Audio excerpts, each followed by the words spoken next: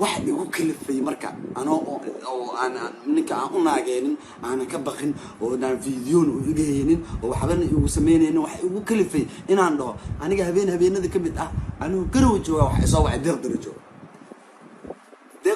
soo wacay igu yiri ninaga shit.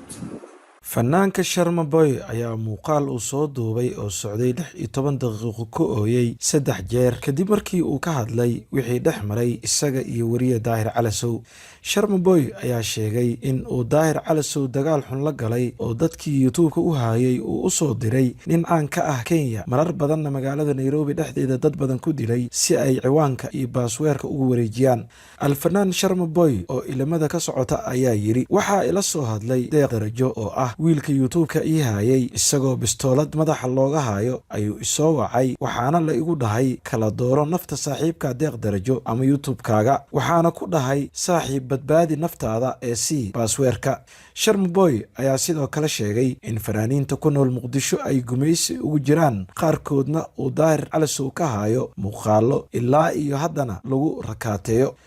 isagoo ka hadlayay nooca dagaal ee uu iyaga Daahir ku hayo waxa uu yiri Sharma Boy meelaha jilcan ayuu inaga soo maraa hadda wuxuu inoogu hanjabay in uu muuqaalo qaawanaansho ah ka samayn doono xaaska saaxiibkay Deeq Darajo. muuqaalkiisa qaybta dambe ayuu ku soo bandhigay sawirro cadaynayo in Daahir uu la soo hadlay xaaska Deeq Darajo isagoo ugu hanjabayo in uu baahin doono muuqaalo iyada oo qaawan ah. بسم الله الرحمن الرحيم السلام عليكم ورحمة الله وبركاته سوماليين ميل بوجبتوا السلام عليكم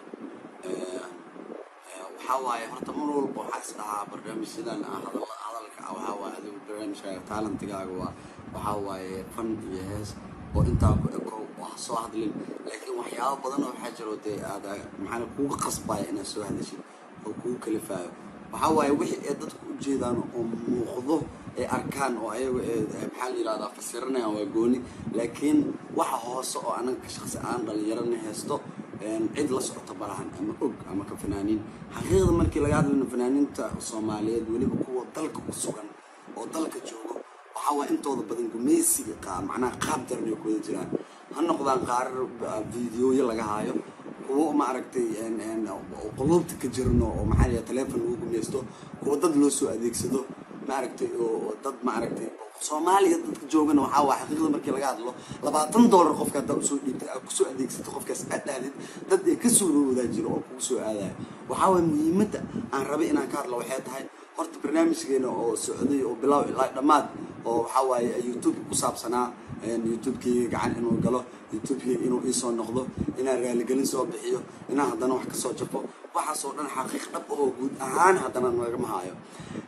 waxa dhabto hadda taagan markii laga soo tago qadartii dhacday iyo maxaa la yiraahdaa tacsidii oo nagashay iyo xabsigii markii laga soo tago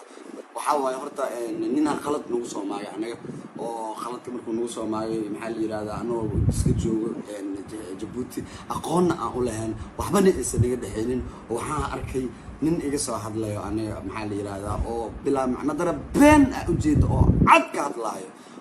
ninka waa marmar waa arki jiray maxaa la yiraahdaa laakiin kuma xirneen aniga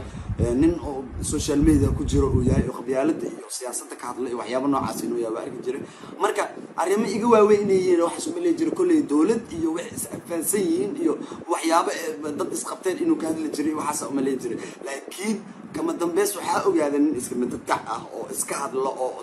siyaasad xataa aan waxba ka aqoonin dawlad aan waxba ka aqoonin qabiil aan waxba ka aqoonin because ilaa hadda qabiilku uu yahay iyo qolada uu yahay ama aqoon uma leeyahay umana maleynaya dadku uu sheeganayo inuu ka dhashay because qofka waxa waaye dadku uu sheeganayo dad wax cisto oo dad macnaha maxaa la yiraahdaa qabiil Soomaalida kamid ah oo la yaqaano oo magac ku leh oo dad ka dhashay oo siyaasiyiin leh oo dhalinyaro leh oo fanaaniin leh oo wax walba leh waayo oo waxa way qofkan haduu qaldan yahay qabsan karo laakiin aniga hadda waxa aaminsanahay shakhsigaas asiga ah magaciisa qaadin oo Soomaaliya oo dhan ay wada ogtahay YouTube-kiga hadda kor gacanta u gali jiray waxa way in uusan qolaba lahayn qof qol cid oo ka dhashay ama loogu dacwado uusan lahayn xaqiiqda markii aan ka hadlayo horta aniga cid aan ka baqayo ilaahay ma jirto maxaa daraadno waxa igu kalifay in aan aniga inta soo fariisto oo aan live inta soo galay YouTube aan soo dhaw maxaa la yiraahdaa apa social media tahay maxaa la waa ka baqaya kana waa ka saaraya waxaa waay aniga waxa isoo wacay nin dhalinyaro ah oo youtube-kayga hayo oo walaalkayga deeq darajo oo Kenya degan oo meeshaas joogo waxaa waaye oo dad is-aamino aan ahayn youtube-kayga asoo 8 ku maraya u dhiibay deeq darajo oo aan waxba ahayn waxna aan ka jirin waxaa waay gacantuu ku soo qabtay copyright igu sameeyay waxaa waa content waxyaabo badan oo igu sameeyay youtube-kayga waxaa waay heesaygu ii xiri jiray waxaa waay account igu xiray youtube-kayga lacag inaan ka sameeyo heer ah oo i gaarsiiyay wax walbo si walaalnimo iyo kalsooni ee nooga dhaxayso oo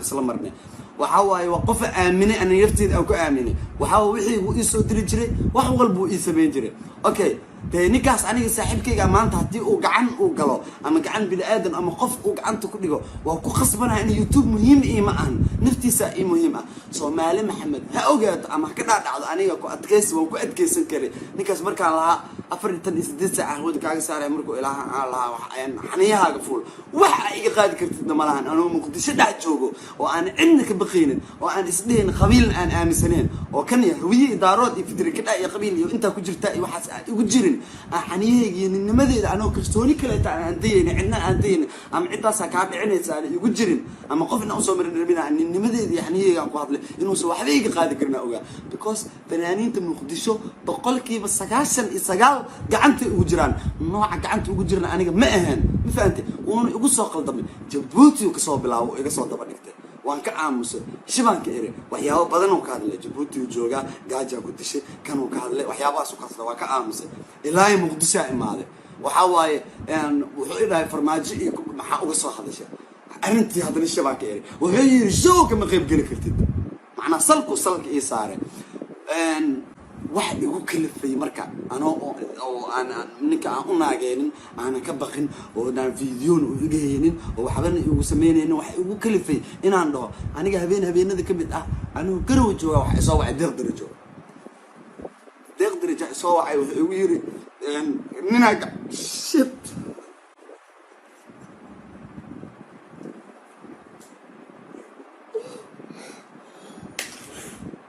wuxuu ugu yiri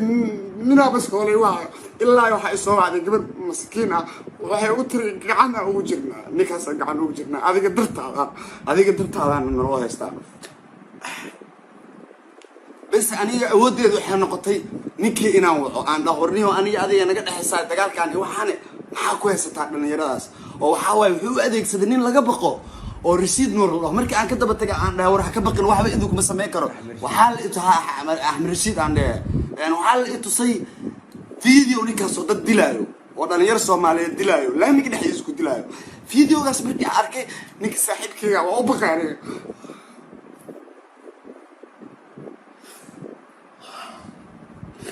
waa u baqay bis ninkii markaa waxa uu ugu yiri live soo gal way bari fad waa bariye ninkii markaa bariye waxa waxa la isheegay ninka saaxiibkayga ahaa in la sii daayo yaqdar markii la sii daayo waxa ku yiri saaxiib ka soo tag meeshaas waxa waaye imaw jimeelkayga ninkii gacantiisa soo gale inta ma ku ere waxa deeq darajo ka soo tagay ilaahay deeq darajo familkiisa meeshi iyo gurigiisa iyo wixiisa iyo noloshiisa oo ka soo cararo oo anigu xabsi ku jiro oo garowe ila imaado waxa Soomaali wax ma fahansanin deeq darajo ku qayaani waxyaabo noocaas ka hadlaya marka hadda waxay taageertaa waxay ugu kalifay inaan soo hadlo waxa waaye ninkii maxaa la yiraahdaa hadii YouTube-kay baasweerkay wixii oo dhan gacanta ku haystaa inta ka baqaay ma laha gacanteedina ay ugu jiraan waxa waaye maanta kalsooni iyo khibrad aan u leeyahay Soomaali ugu aamintay aan YouTube la soo fariistay qofna ma bari jirin xaniyay igu jiray oo Soomaali isku barin wali igu jiraa waxa waaye daciif waaye nin rag ma ah meelaha hoos ka soo hadla meelo hadeerta wax ugu kalifaa waxay tahay codkii dad waxaa jiro oo dad waaweyn oo arrinkiina ogaadaan rabaan dad asxaabta kamid ah oo codad aan markii ana ka qabanayeen iyo ana la wadaag ana diray waxa dad u diray waxa inay ogaadaan ada codadkii la soo dhigay YouTube marka message ani ninkaasi aniga YouTube-kayga iguma soo celinaysiis ay heshiinay YouTube-kayga xaniyay marka hore la iga qaaday la igu soo celiyay habeenada kamid ah anoo deeq isla joogna deeq telefoon ku hadlaaya arkay oo ninkaas Ahmed Rashid Allah ka hadlay oo Ahmed Rashid ka telefoon ka qaadnay deeq waxaan ku iray saaxiib adaaninkaas ninka la yiraahdo Ahmed Rashid u galiyay gacanta YouTube-kayga waxa waay hadeertaan adaaninkaas saas waxa la yiraahdaa iiga heelay waxna igama qaadi lahayn يوتيوب عصبان أنا حتى سمعت يوتيوب كاسنا وحاول أقول باني لكن حقيقة اللي درت وكسر لا بقولي أصلا شرفتي صدورة أو كبقاي سومالي محمد شرفتي سوق بقاي أحمد رشيد ويوتيوب كي يسوع اللي أنتوا وعي أنا لبر يوتمين أنا وعن وصاق لقد كنك اللي يرادو هبلاي هبلك على سو markuu soo galay wuxuu yiri iyo kuugu wareejiya sidii youtube-kayga ugu wareejistay maxaa la yiraahdaa oo aan deeq darajo baasweerkii wixii hadana ii bedelay bas marka si walaalnimo uu iiga codsado yiri maxaa la yiraahdaa ii soo gal youtube waa ku baryaa ii sheeg bas inaa youtube-kayga kuugu wareejinay aan bas aniga sheekada meesha ku ekaatay wax walba aan islahaa sidii aa dhacday bas hadeertaan calaa kulli xaal muhiimada soo fariisa waxay tahay وأنا أنا تسيا بقصة لبرجي سنوات قانان وحق صدري وحواي حياة كاجر ووعيا وحلية هي وحياة بحالي هذا قابينية فيديو وكاتوبيا كانوا دوبيا ماله خاصة إيميل سنين كرجل لجمر ونقص مريا مفندي سو مالي محمد وحق الشجاعة أنا قلت عنك بقاي ملان يوتيوب كمان تدوح وذا كبحه فيديو يوتيوب وح أقبانا ملان وحاول أنا ونور هاي dad baa ka dhashay Soomaali Maxamed ka dhashay 20 jir ahay mar walba jaanis ah haysta aniga laakiin waxa inii sheegaya dhalinyarada Soomaaliyeed waliba fanka dhalinyarada fanaaniinta in ay gumeesi ku jiraan intooda badan gumeesi idinku waxay idin soo gudbiyaan farxada idin la wadaagaan heesa idin soo gudbiyaan laakiin xaqiiqada marka idin kala hadlo dhalinyarada gumeesi intooda badan ku jiraan waa loo caagjuleeyaa qaarkood video waa laga hayaa qaarkood wax walba lagu sameeyaa qaarkood dad loo adeegsadaa ninkina ilaa ay hadeertaan waxa dadku daba taagan yihiin sheegaan waxay tahay muxuu idin daba taagan yahay sharma muxuu uga soo hadlay dadku waxay isleeyihiin hadeer sharci sheekada weeb aamuste muxuu sharma iyo hadana uga soo hadlay waxa waay wax uga soo hadlay dadku kala feeso naagu dhalay wali agto noo saaraya waxa waay hadana annaga nama soo aadi karo oo nimadiisa annaga nuguma soo aadayo nooguma caga jugleenayo meelo hoose iyo gabdhihii iyo xaafadihii iyo familkii nagala maraaya dagaalada ciifeed cidiya hoosteedu nagala digraaya waxa inii sheegaa aniga hadeertaan deeq darajo walaalkayga waa isla joognaa waxa waaye ilaa iyo meel oo maxaa waaye ilaa iyo familkiis u baqaan heerkaas soo maraaya oo la yiraahdaa maxaa la yiraahdaa inta loo idin diraaya oo aniga xataa la idaa waa lagu inta lagu diraya waxa waaye annagoo dalkeena joogno oo dhalinyaro Soomaaliyeed ah oo dalkeena joogno oo anoo dalkeena joogno dhibaatada jirto dalkeena loo ogyahay horumar ku sameeyno dad hadana xagga joogo oo qurbahaas ku nool oo nabad ku nool oo free ku nool waxay nugula dhaqmayaan waxyaabo ayna u dul qaadan karin fanaaniinta Soomaaliyeed qaarkood inta badan hore ugu soo dul qaateen waxa idin sheegay ana qof bini aadan aan ka baqaayo ma jiro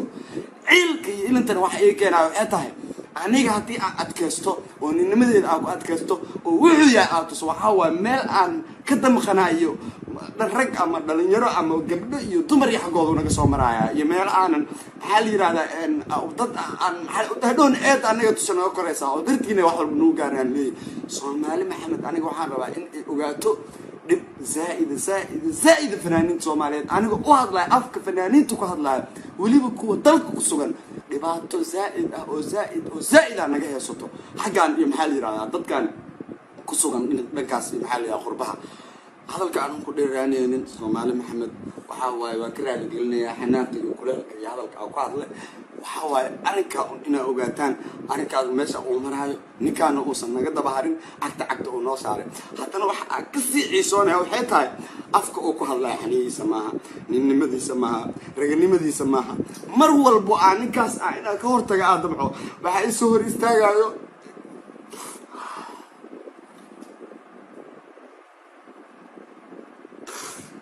أحمد رشيد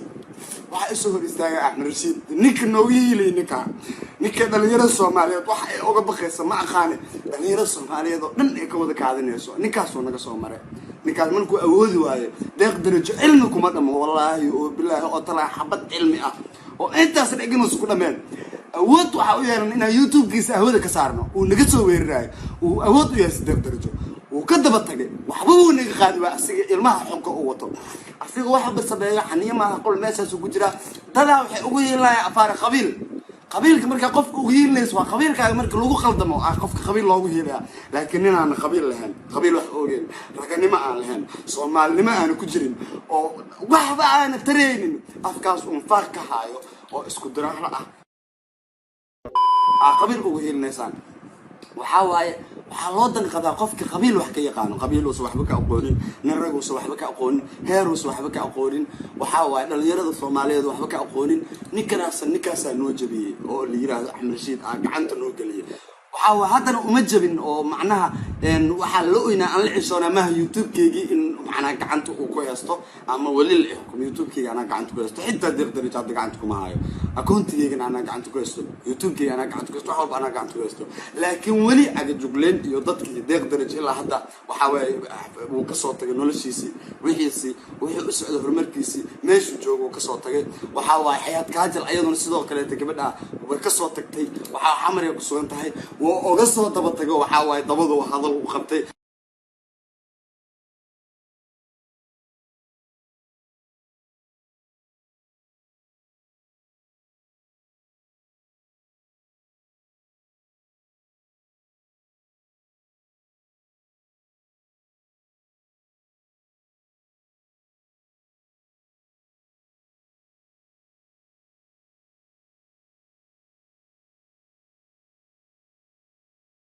wuxuu dadku ugu booteenayaan waxay tahay oo dadku uga baqayaan dhalinyaro Soomaaliyeed fanaaniin Soomaaliyeed iyo dad fara badan oo hadda magacyadooda inta ka soo qaadeen oo hore wax ugu geystay oo fiidiyoyo ku saystay inta badan ninkaas dumarku wax ku sameeyaa rag wax kuma sameeyo ragna wax kama yaqaano waxaan aaminsanahay inaysan weliba rag is arkin haddii rag is arki lahaayeen ama maanta uu Soomaaliya joogi lahaa waxaa waaye ninnimadiisa la tusi lahaa waxa uu asiga yahay buu arki lahaa Soomaali Maxamed waxaa ogaataan ninkaas inuu dhib ugu haayo dhalinyarada Soomaaliyeed inuu dhib ku haayo ma fahanteen waxaa waaye anigu inta hadalkaas wax usoo gudbinayay oo muhiimadu ay tahay waxaa waaye oo raaligelinta aan dhaweyda bixiyey ama baryada aan baryahay ma ahayn wax aniga asiga ka baqay ama cilmi uu iga badiyay ee deeqdarijo baskoolad madaxa looga haaya xaniyo gurigiisa loogu tagaa ku yaray ma fahanteen si familkiisa loo tagay waa la soo waxay marka aniga awood kale oo ifurneed ma lahan wada kale oo sameeyaa in ninkaas tuwaco aan bariyo oo video soo duubido aan video u soo duubo wada ahayn ma lahan markii tii ay dhacday isla subax qadar ay qabsatay oo xabsiga gale oo taasiya ay gashay ninkii ilaa hadda uu dib taagay alaa kula hadalka waxa ku soo xiraaya muhiimadu ay tahay waxay tahay ninkaas asiga ah inuu weli cagto oo noo saaran yahay oo na dabahaayo waxaa waaye anigana ma aan shaqsi u dabahaayo waxaa waaye ninka deeqdarijo oo dhalinyarada walaalkayga ah iyo waxaa waaye bahalkii maxaa la yiraahdaa teeda anoo dhan family waa ka dhalanay qofka familkiisa anoo maxaa dadku isqaana laga yaabo dadkan maxaa la yiraahdaa familiadooda ma meesan waxba qaban karin oo ninkaas yaa horta family wax qaban kara family qofka markuu familkiisa la ogaayay meeshu ka soo jeedo ninkan familkiisa lama ogo wuxuu yahay kama soo jeego qabiiluu sheegtaa qabiilku uu sheegto wuu sheegtay aniga hadda qolada raba sheegan karaa laakiin dadka aan ka dhashay waan dhex joogaa waa kuwaana ayaga ka dhashay waa sheegay waan ku faanaa waa ka dhashay Soomaali Maxamed oo guud ahaan uga dhashay laakiin qaasatan ma jeerteen ka soo jeeda qabiilkan in la isku barto waa muhiim maahan qabyaaladu qulubta ma ahan ma fahanteen laakiin muhiimadu waxay tahay ninka meel loo raacdo ma lahan oday cista ma lahan nabadoon looga dacwoodo ma lahan dad loo mara ma lahan wuxuu yahay ma lahan saasay tahay dad ugu sii heelinaya aan qabyaalada iyo Soomaalinimada iyo qabiilkaba waxba ka aqoonin marka wax u sheegaya Soomaali Maxamed arrinka inay saa u ogaato videoga wax igu soo kalifanay arrinkaas ahayd waan in salaamiya kuma sii dheeraan karo waxaa waaye haddii hadalka intaa ka badan kusii dheeraadana hadal iga tagayo Soomaali Maxamed salaamu calaykum waan in salaamaya goodbye